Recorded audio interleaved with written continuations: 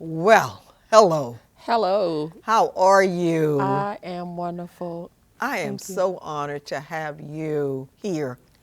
I know so much about the wonderful work that you do, Thema, but I want others to know so when I'm bragging, they will know it's facts.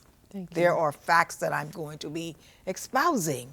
So Thank this you. afternoon, I'd like to welcome you here. Thank you. We've been on a little bit of a hiatus, but it's great to start out with you as my special guest.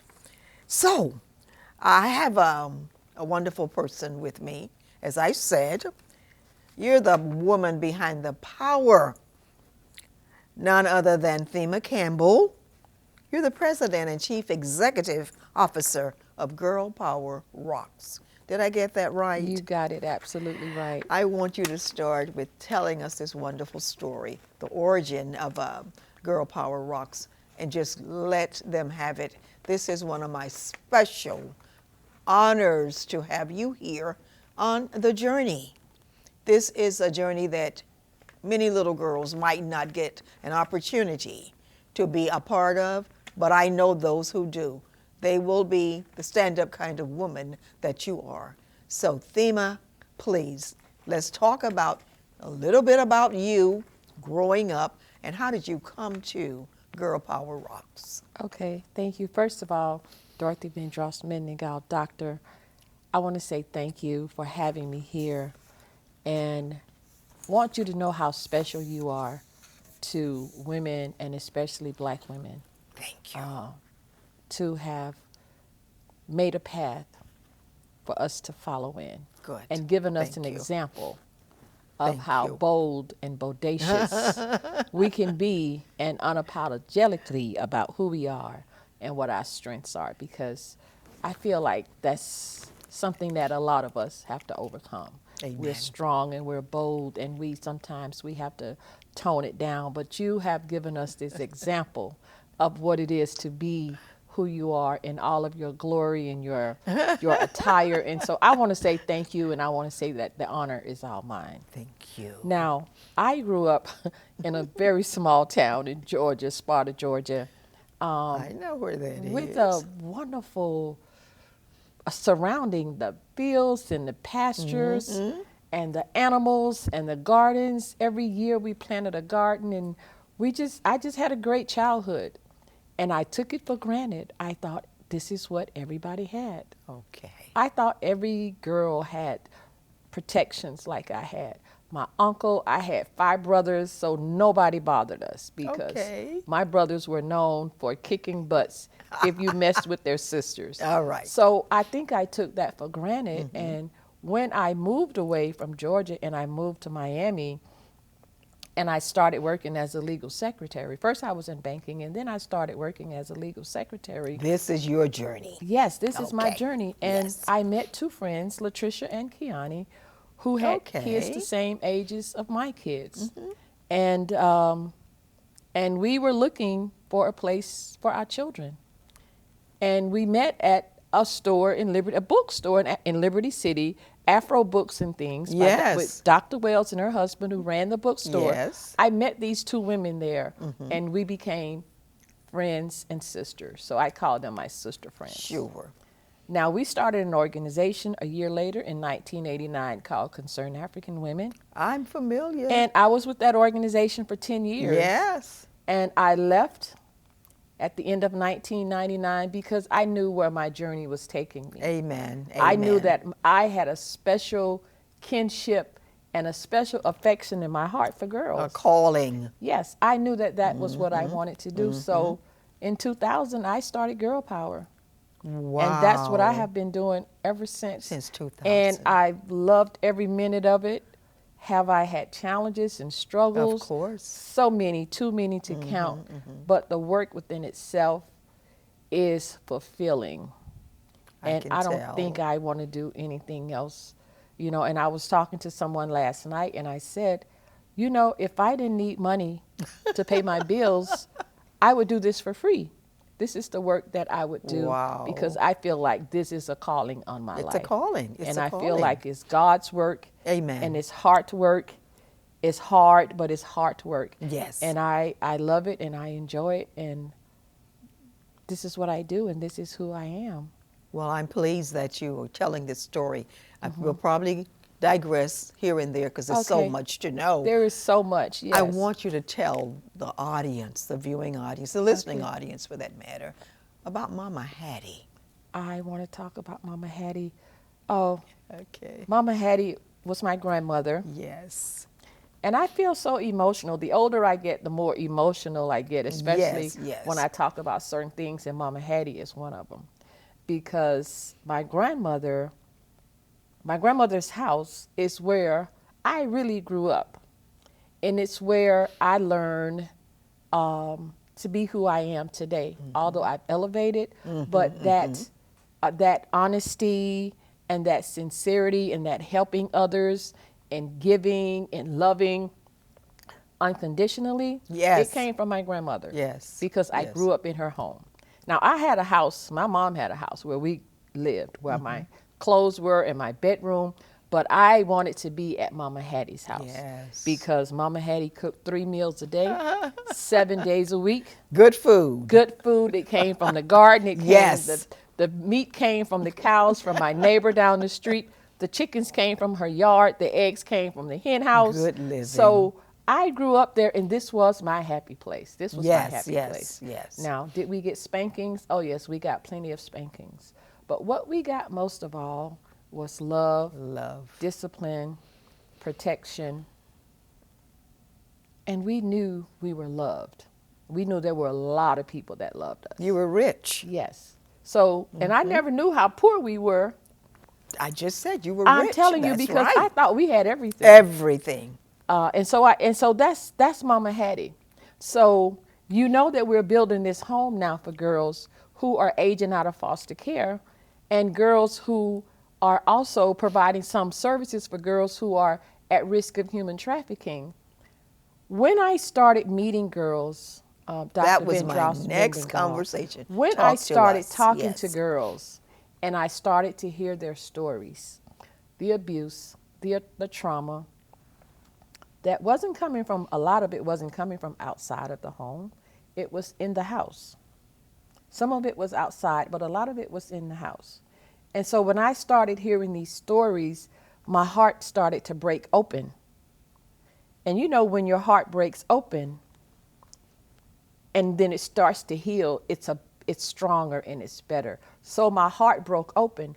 And what broke my heart open was these stories. And the healing part was, I can do something about it. I cannot do it by myself. I cannot do it alone, but I can do something about it. And it was scary because I didn't have any money, and I didn't know anybody that had any money.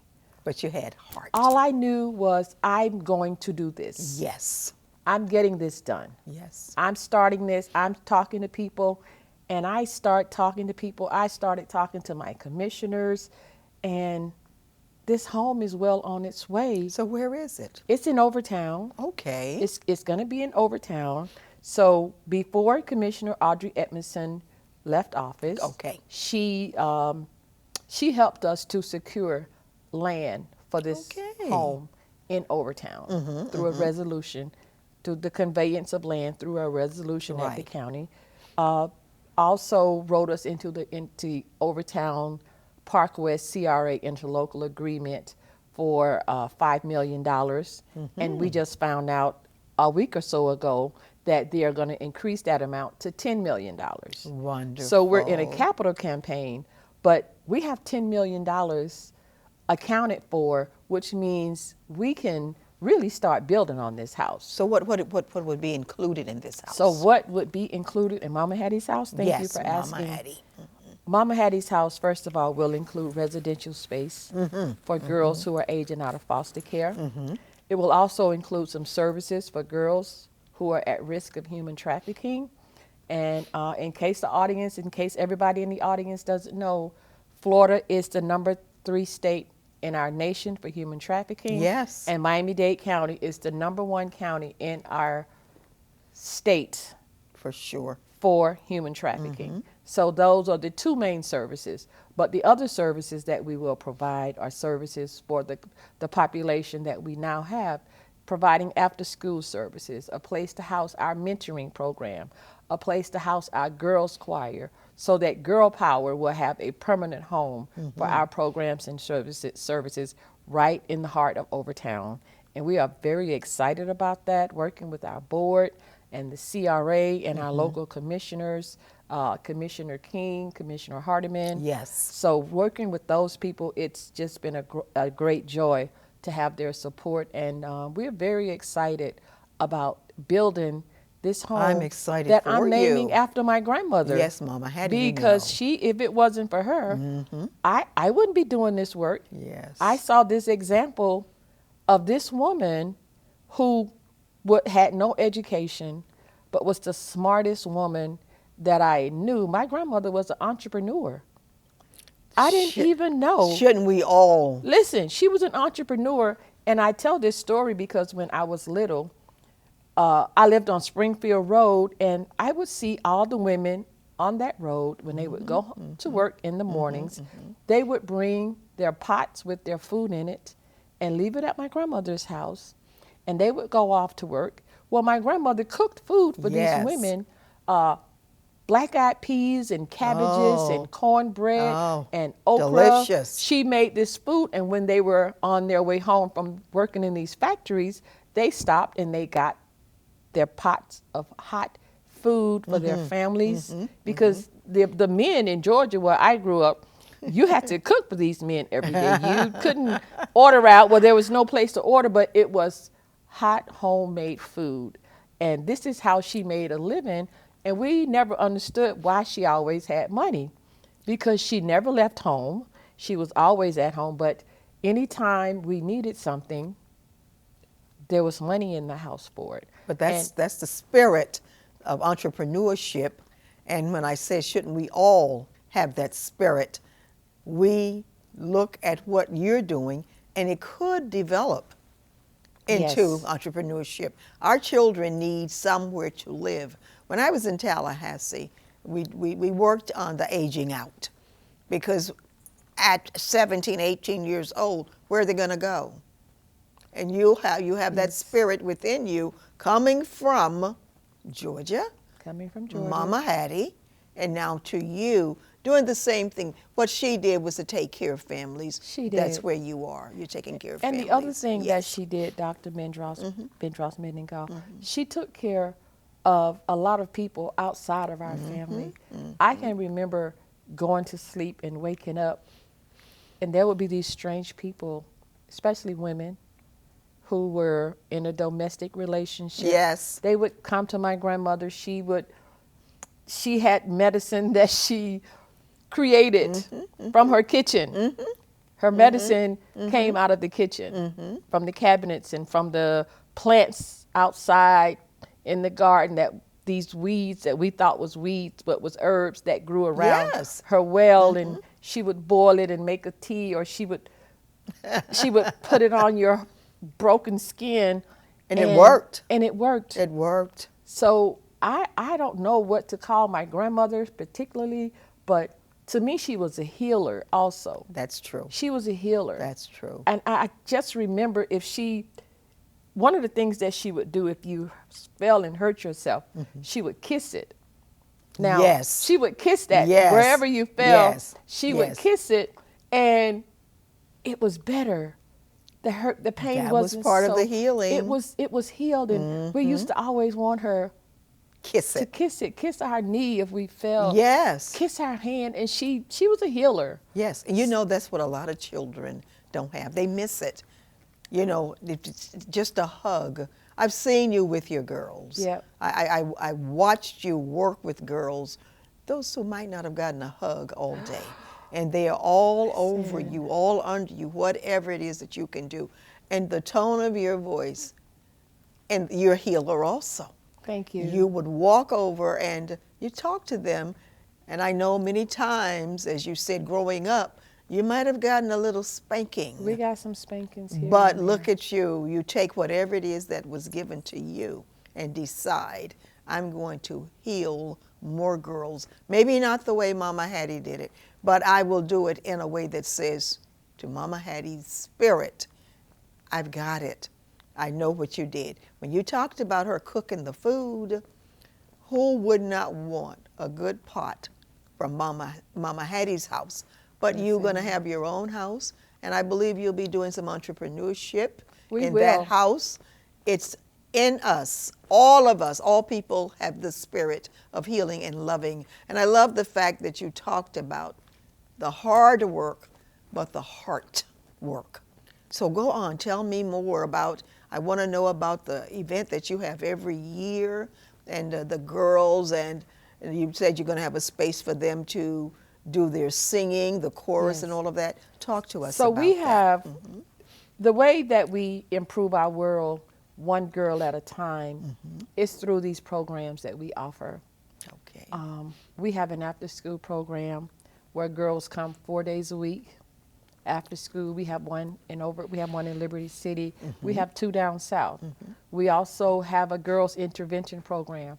This is a more serious program because a lot of these girls are first time misdemeanor offenders, and it's a diversion program. Okay. You know, and they come to this program for 12 weeks, and if they are done, they can leave in 12 weeks. But I'm going to tell you, 12 weeks cannot fix what's been happening to someone lifetime. over the last 10 years of their lives. So a lot of them stay for years. We have some that we can't get rid of, but they want to be there because of the love that they have there. And They need it. that's the thing that, if people say, what is it you do the most at Girl Power? It's teaching girls how to love themselves. Yes. It's teaching girls how to Yes. look in the mirror at that broken girl and still say, I love you to that girl. And it's gonna be and all I'm going right. to be okay. That's I'm right. resilient. I'm persistent. And I'm worthy of something other than what happened to me last week or last year, that I can get past this. And we Yes. give them some tools. There's therapy, there's social and emotional wellness, there's health and fitness. We take them on a college and heritage tour. Every year we've been to New York, Washington, D.C., Alabama, and we've been all over the state of Florida, visiting the Florida colleges and universities. And this year they're going to Atlanta again because of the historical black colleges there. So we do this college and heritage tour, the choir. We have a girls choir, and you haven't seen them in a while. Exactly. You haven't exactly. seen them in a while, but we have a Okay. new choir director and a coordinator, and let me tell you, this choir, this past brunch and swing weekend at the Sunday brunch, Yes. their voices were angelic. There was not a dry eye in the room. We all cried when we saw these girls and when we heard their voices. Look at that. It was stunning. It was amazing, and I am proud of the work that we're Absolutely. And doing you at should Girl be. Power. I'm And you so should proud of be. my team and these girls and the progress that they make, and for the funders who see fit to fund this type of work. Because a lot of what we do, you can't even include it on a grant application because there is no line item in the budget that says love line item. I was going to say Hugging. that. Yes. Hugging, I was going to say giving the love. extra snacks. Yes. Yes. There's not a line item on a grant application for a lot of the work that we do. Okay. A lot of it is just from the heart. It's what we know from all these years, the experience, the professionalism that we go through to get to this point with these girls. A lot of it is what we learn through trial and error. And we know now, I can tell you, I consider myself an expert. I do. I don't have any credentials that say that, but between me and God, I consider myself an And expert. your work speaks for yourself. Because I've been doing it for 24 Exactly. years. Exactly. And so I know. So tell me about the families. How do they fit in with all that you do? How do you bring them in to know that once our girls leave us, they don't leave us. We will be checking in on them. So please know that our numbers we're reachable. We're going to make sure that they know we're not doing this just for a photo op. We're doing it Yes, ma'am. because of our heartfelt feelings. Tell me about the So I will families. talk about our direct service staff. Okay, okay. Miss Helen, who is our director of programs, who started with us in the classroom. She started as a part-time in the classroom.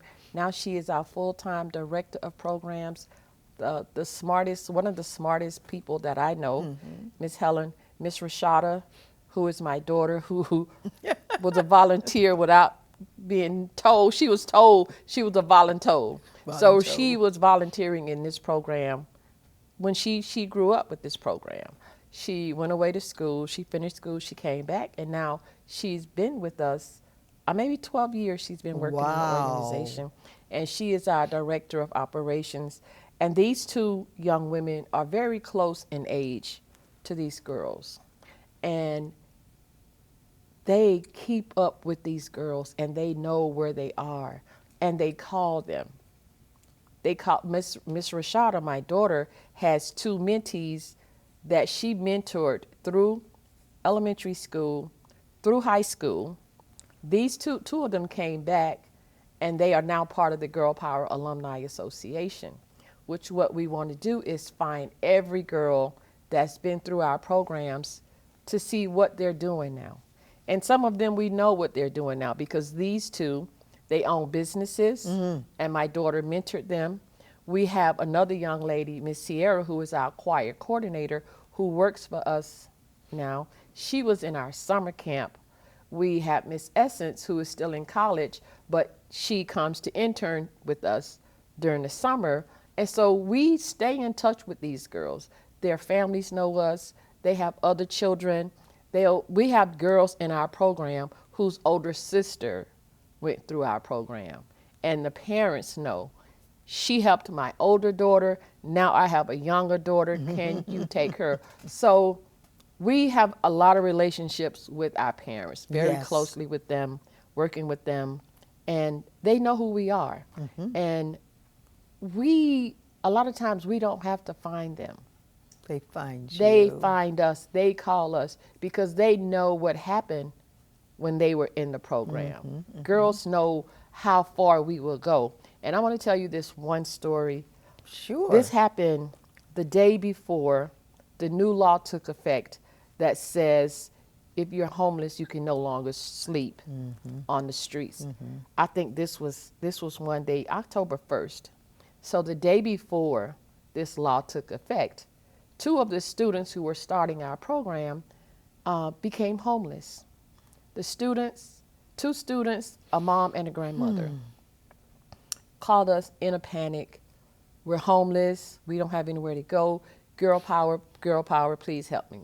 So we don't provide homeless care. We don't have money in our budget for it, but we have a heart for the people we work with. So Miss May, one of she's our prevention and intervention program manager. She got the call. She called every homeless shelter in Overtown, everywhere we could think of. We couldn't find any place to take them. It's the day before the new law is taking effect. The parents are in a panic. So we called Transition, and they helped us pay for them to stay in a hotel. Okay. For 2 nights. Miss May took this case upon herself, and she worked this case, and she called until she found these people a place to live. Now, this is not in her job description. We don't do this kind of work, but it's part of the family, the extension of the family. That's it. That's it. So it's the children, the girls, it's her mom, and it's her grandmom. And so I said all that to make the point about the work that we do. It's more than the work that we do. Yes. It's more than what we can write in a grant application and say, please give us money to work with these girls, but we have to work with the families as well. Yes. And we do have parent meetings where we meet with parents and we profile and we want to know what it is you need and how can we assist you. But these kinds of things, people are going to call us because we care and they know that we care, Dr. Bendross-Mindingall. And this is the work that we do. And this is the work that I'm proud of. It's beautiful, what your story, your journey. Tell me how you fit in with the school system. The school system have been great partners with Girl Okay. Power. I'm very Okay. happy to say that. Okay. If the school system partner with us so that we can serve girls in your schools. 5 of our programs, Brownsville Middle, your center, Dr. Dorothy Bendross-Mindingall Center, even though it's not a school, we have a program there. We were at Georgia Jones Ayers. We're at 3 schools down south. Robert Morgan Educational Center. We're at Frank C. Martin K-8 Center. And we were at Richmond Heights Middle School. So Miami-Dade County Public Schools have partnership agreements with us where they allow us to come on your campuses and set up our programs and provide us with space that we don't have to pay for, and provide us with food from the cafeterias so that we can give the kids snacks. And so this is how we work with Miami-Dade County Public Schools. We've had these partnerships with them for years. We also have a partnership, we don't have it anymore, through Dr. Amica Roberts' office, where we worked at the Success Centers.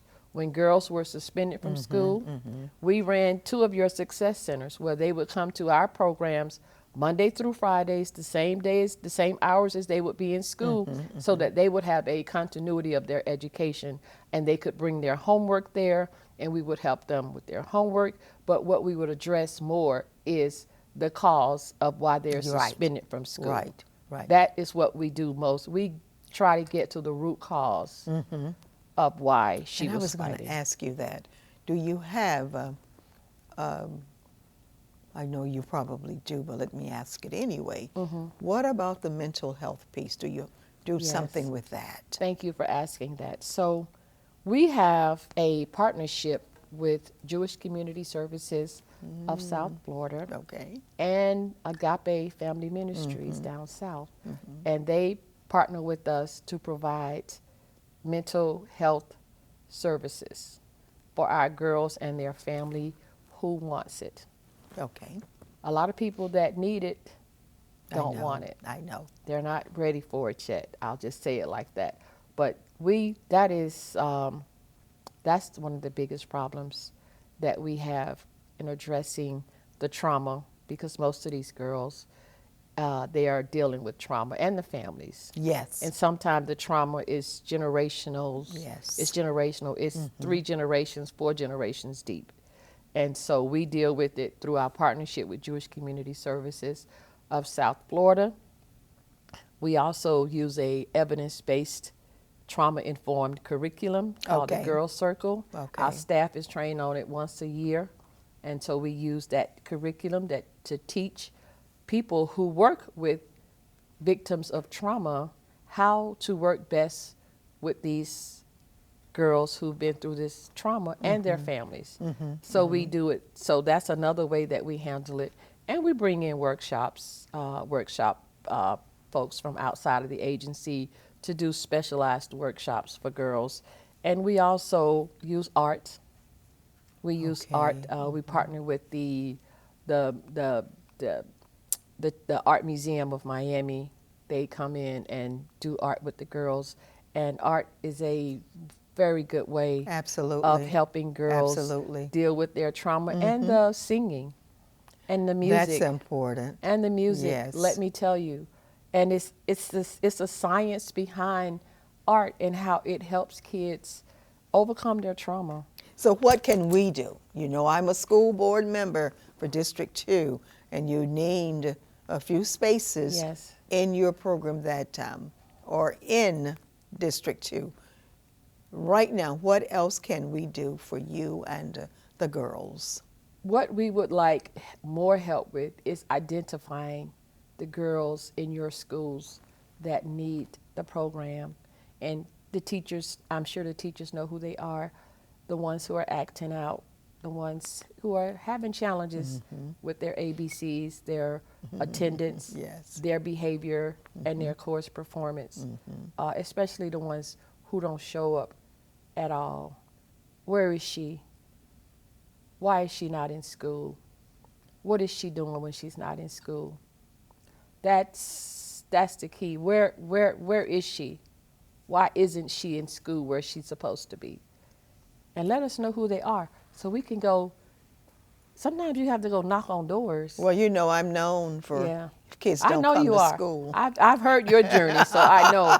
You have to go Yeah. get them. And when you go get them, you get the parents. We need more of that. Yes, We well, got to knock on some doors. Absolutely.